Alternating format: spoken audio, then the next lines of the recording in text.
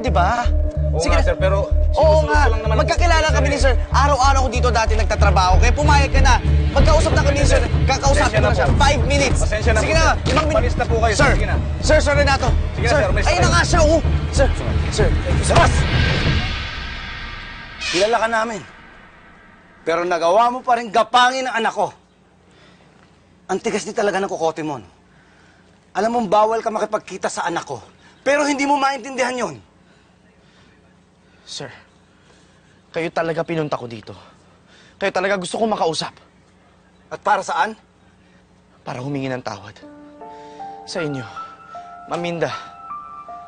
Para patunayan sa inyo na wala akong balak na lokohin na anak niyo. Mahal na mahal ko si Angela. Dahil sa mga sinasabi mo, gusto mong patawarin kita. At payagan kita ulit makipagkita sa anak ko. Gerald, kung nabilog mo ang ulo ng anak ko para sagutin ka at suwayin kami, pwes, ibahin mo ako. Dahil hindi mo ako madadaan dyan sa mga matatamis na salita mo. Kaya umalis ka na bago pa kita ipapulis. Alis! Sir! Sir, hindi ako alis! Sir! Ipaglalaban ko pagmamahala namin ni Angela. Sir Renato, kaya ako niligawan si Angela dahil alam ko siya lang babaeng mamahalin ko. Kaya hindi ko magagawa yung sinasabi ko na kalimutan ko lang siya. Nay, sayang naman wala ka dito. Mukhang may round 2 na magaganap eh. Nandito na naman yung boyfriend ni Angela. Yung type mo? Oo, hindi lang naman pala gwapo eh. Mukhang ipaglalaban ka ng patayan. Ako. Kaya pala tinatago to ni Angela. Takot na maagaw ng iba. Dad, pumayag na kayo. Hindi naman nakakasagabal sa pag-aaral ko yung relasyon namin ni Gerald. At tutuparin ko pa rin ang pangako ko sa inyo. Magdodoktor pa rin ako pagka-graduate ko ng PT. Minsan ka nang sumira sa pangako mo sa amin, anak. At hindi ko na uulitin yun. Dad, kaya nga humihingi ako ng basbas sa inyo ni Mami. Alam mong stand ko dito, Renato. Papabayaan ko sa iyong desisyon.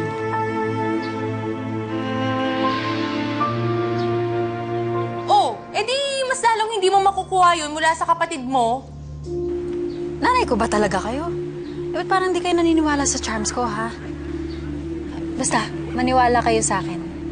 Babagsak din yan si Gerald sa mga kamay ko.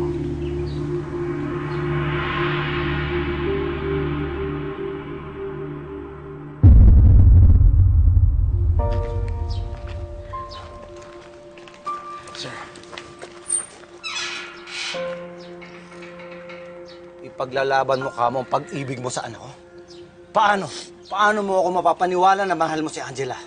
Na hindi mo paiiyakin at lolokohin ang anak ko? Pakakasalan ko si Angela. Para patunayan sa inyo na wala akong babaeng mamahalin pa. Ngayon mismo, Sir Renato, handa ako magpakasal sa kanya.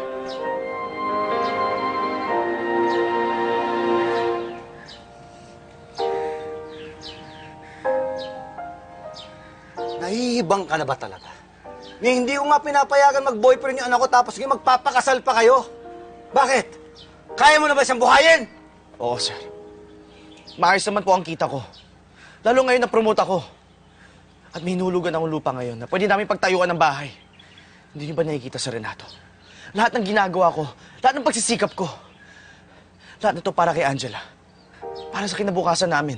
Paano kung hindi kayo magkatuluyan? Paano kung magmahal ng ibang anak ko? Eh, di sira lahat ng plano mo. Nadiskaril ang buhay mo. Hindi. Hindi mangyayari yun. At hindi ko pong magagawa yon. Hindi ko ipagpapalit si Gerald. Eh, eto si Gerald. Paano kung siya magmahal ng iba? Ha? Hindi nyo alam ang dala ng bukas. Tignan nyo nga ako. Tignan nyo. Hindi ko nga akalain na magawa kong masaktan ng pamilya ko. Na magkaroon ako ng anak na hindi man lang lumaki sa akin. Lahat tayo, pinagbabayaran ng mga maling nagawa. At ang kabayaran ninyong dalawa ay ang maghiwalay kayo. Sir. Dad, hindi. Paalisin mo itong taon to. Kapag nagpumilit pumasok to, barilin mo for trespassing. Alis! Sir. Hindi. Renato! Dad! Gerald. Umalis ka na. Renato! Gerald! Umalis ka na.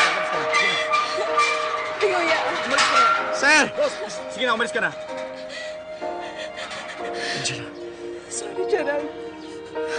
Kasalanan ko to. Ana, wala kang kasalanan.